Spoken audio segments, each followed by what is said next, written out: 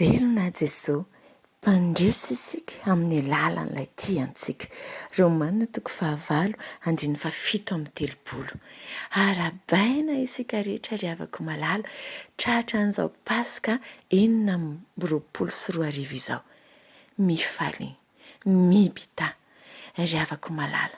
Raha iza taona isika rehefa mankalaza ny Pasika dia faly. Ny aminay dia manao fety dia atsarovana hono izany nitsanganan'i Jesosy tamin'ny maty. Ry havako malala, androany ny tompo dia tena tia metraka antsika izany fahasarobidy hoe nitsangana tamin'ny maty izy. Midika izany ry havako malala fa tena hananantsika antoka sambatra mandrakizay isika rehefa mino an'i Kristy. Rehefa ary santarintsika dia nity izany ka trany an-danitrany.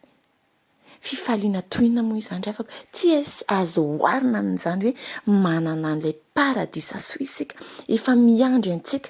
Wow, efa milamina ny avenirantsika aram-panahy. Ary tena izay ny tena fifaliana lehibe indrindra satria ny tian-tany araka ny tenin'ny Baiboly ihany 70 na 80 izay ihany. Fa ny any an-danitra une éternité ry havako malala.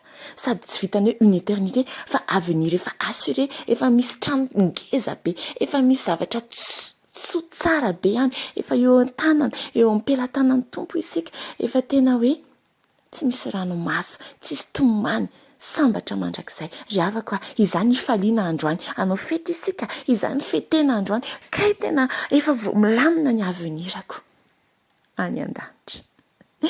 Dia izay indray no entiko mirary soantsika amin'ny tian'io ity. Aza vela isy ampalahelo anao amin'ny tian'io ity. Na anao fety na tsy anao fety, ny fifaliana ao am-ponao sambatra ianao ry havako. Manana an'i Kristy na haresy ny fahafatesana ho anao.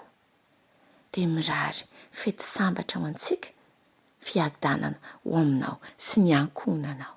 Amen.